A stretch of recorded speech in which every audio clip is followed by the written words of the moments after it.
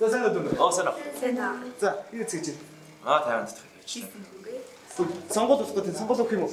Лай. Тэр дүүм биш үү? Угаасаа манай юм сонгоцсон маш нэг сонгох. Таньж мэдгүй юм чи өгөх гэж бодож байна. Хүүши та нар ч анхны сонгуульд өгөхгүй болохгүй шүү. Яах вэ?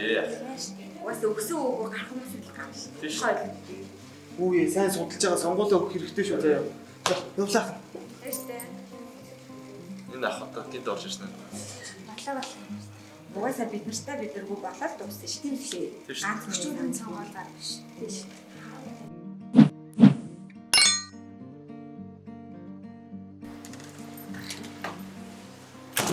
Өнгөрсөн 12 жилд ийм зүйл маш олон болсон. Залуучууд бид өөрсдөө хүчгүй гэж дутуу үнэлж, улс төрөөс өөрсдөө ангид байлгахыг хичээж явсан.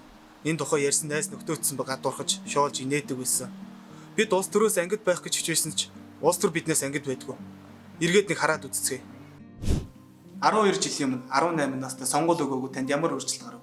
8 жилийн өмнө 18, 22 настай сонгол өгөөгүй танд ямар өөрчлөлт гарав? 4 жилийн өмнө 18, 22, 26 настай сонгол өгөөгүй танд ямар өөрчлөлт гарав? Одоо 18, 22, 26 настай залуучууд байна. Бид өнгөрсөн үеэсээ суралцах хэрэгтэй. 12 жилийн өмнө 18 настай байсан та одоо 30 настай. Тэр үед доллар 1200 төгрөг. Өргөн хэрэглээний бараа одоогийнхоос 80% хямд байсан. Тэр үед нь бид нар авч үлдэх боломж байж л байсан. Эсвэл бүр хямдхан ч авч үлдэх боломжтой байсан. Сонгол өгөх. Одоо ч бидэнд энэ бүгдийг засах боломж байна. Хууль эрх зүйн орчноор улс орноо өөрчлөн засах, улсын их хурлыг бүрдүүлэхэд нийгмийн ихэнх хувийг эзэлж байгаа залуучууд бидний оролцоо чухал шүү.